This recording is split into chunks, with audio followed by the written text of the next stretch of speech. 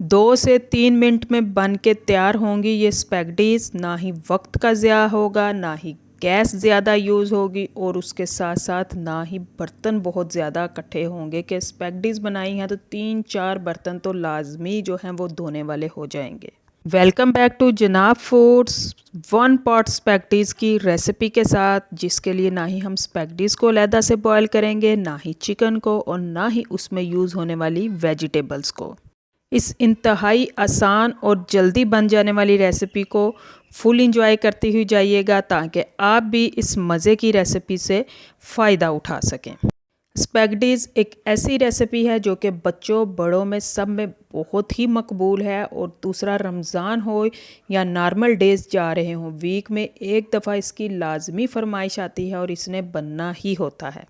इस रेसिपी के लिए सबसे पहले मैंने आधा कप ऑयल लिया था, जिसमें मैंने 2 अदद लहसुन के जमे बिल्कुल ग्रेट किए, और साथ ही साथ मैंने 1 इंच का टुकड़ा अदरक का लिया, उसको भी ग्रेट किया। जैसे ही वो लाइट ब्राउन हो गए, उसकी भीनी भीनी खुशबू आना शुरू हो गई, तो मैंने 1 पाउच चिकन लिया था, जिसको लंबे लंबे स्टिप्स में करवाया था। कुछ स्टिप्स बहुत फाइन लंबे थे, लेकिन कुछ को कसाई ने थोड़ा छोटा कर दिया, लेकिन वो चलेंगे। उसी ऑयल पे उसको डाला, और इसको बिल्कुल डीप फ्राई नहीं करना, बल्कि लाइट फ्राई करेंगे। जैसे ही चिकन का कलर चेंज हो जाएगा, और हमें इसमें हल्का हल्का सा चिकन का जो पानी है, जैसे ही, क्योंकि कोई भी चीज़ एक दफ़ा चूल्हे पे चढ़ती है तो वो अपना पानी छोड़ती है, सेम इसी तरह चिकन की भी कंडीशन जब जैसे ही हो जाएगी, तो इसको मज़ीद जो है 1 से 1.5 मिनट के लिए फिर मैं इसको लाइट सा फ्राई करूँगी। और उसके बाद फिर मैं इसमें डालूँगी 1 अदद जो है बड़े साइज़ का मेरे पास प्याज था। आपके पास छोटे साइज़ के हों तो आप 2-3 भी यूज़ कर सकती हैं।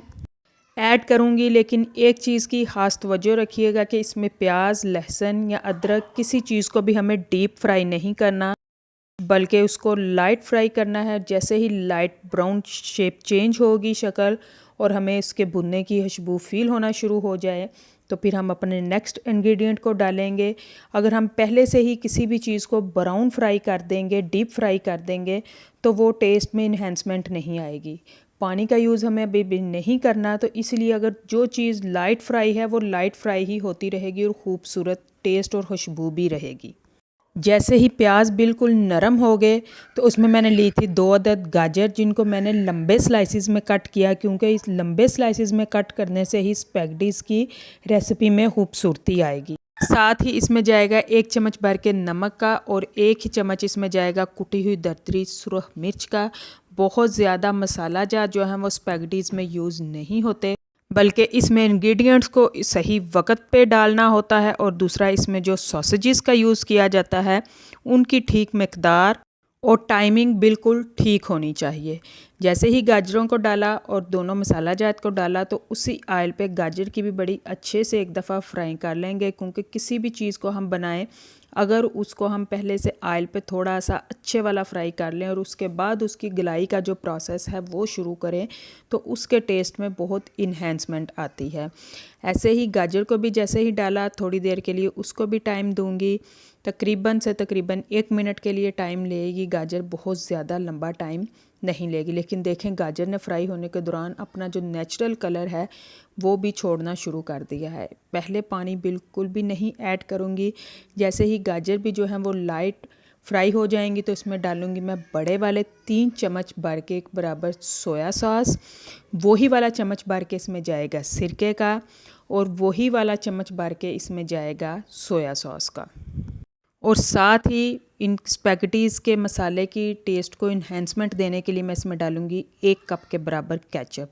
यहाँ पे टमाटो प्यूरी भी डाल सकते हैं, लेकिन टमाटो प्यूरी से टेस्ट में वो इन्हेंसमेंट नहीं आएगी जो कि केचप से आएगी। बिल्कुल रेस्टोरेंट स्टाइल्स वाली इन्हेंसमेंट इसमें आएगी। साथ ही मैंने एक शिमला मिर्च ली थी, उसको भी मैंने बिल्कुल ऐसे ही लंबे स्लाइसिस में कट किया, उसको भी डाल दूँगी। और साथ ही बॉयल किए बगैर स्पैगेटीज़ जो हैं वो मैं इसमें डाल दूँगी। स्पैगेटीज़ का मैंने 1 पैक ही यूज़ किया है, लेकिन इनको तोड़ के नहीं डालना, क्योंकि स्पैगेटीज़ की रेसिपी अगर स्पैगेटीज़ को तोड़ दिया जाए तो उसकी खूबसूरती बिल्कुल ख़त्म हो जाती है। ऐसे ही रखूँगी, और पानी इसमें इतना डालूँगी कि जितना बर्तन में हमने स्पैगेटीज़ रखी हैं, सिर्फ उसको नीचे से पानी टच करे।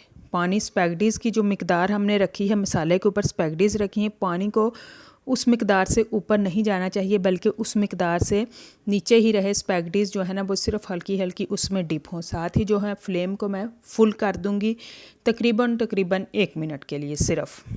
अभी हमें बिल्कुल भी इसको ऊपर से ढाँपने की ज़रूरत नहीं है। जब 1 मिनट के लिए फ्लेम फुल रहेगी तो नीचे से जो पानी के बॉयल आना शुरू हो जाएंगे, और पानी के बॉयल आने की स्टीम जो होगी उसके साथ ही स्पैगडीज़ नरम होकर नीचे खुद ही बैठ जाएंगी।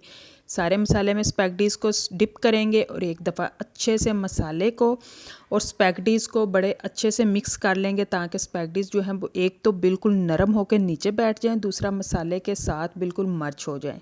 इसके बाद हम रखेंगे इसकी स्टीम, और स्टीमिंग की टोटल टाइमिंग जो होगी वो 3 से 4 मिनट होगी। बहुत ज़्यादा लंबा टाइम स्टीम देने की ज़रूरत नहीं पड़ेगी, सिर्फ ये कि भाप बाहर ना निकले।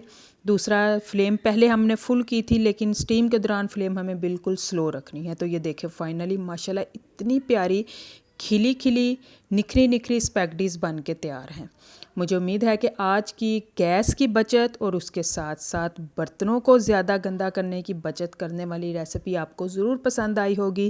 रेसिपी पसंद आए वीडियो को लाइक कीजिए, चैनल को सब्सक्राइब कीजिए और प्यारा सा कमेंट भी लाजमी पास कीजिए, और उसके साथ साथ अपने फैमिली फ्रेंड्स के साथ भी शेयर कीजिए, ताकि सर्दियां शुरू होने से पहले और गैस की प्रॉब्लम्स शुरू होने से पहले ही आप ऐसी झटपट बन जाने वाली रेसिपीज़ को एंजॉय कर सकें, और जिन तक चैनल जाए वो भी मज़ीद आने वाली रेसिपीज़ को एंजॉय करने के लिए चैनल को सब्सक्राइब कर सकें। इसी के साथ इजाज़त दीजिए। अल्लाह हाफिज़। आप भी स्पैगडीज़ की रेसिपी को फॉलो करते हुए बनाइए और एंजॉय कीजिए, और मुझे इजाज़त दीजिए।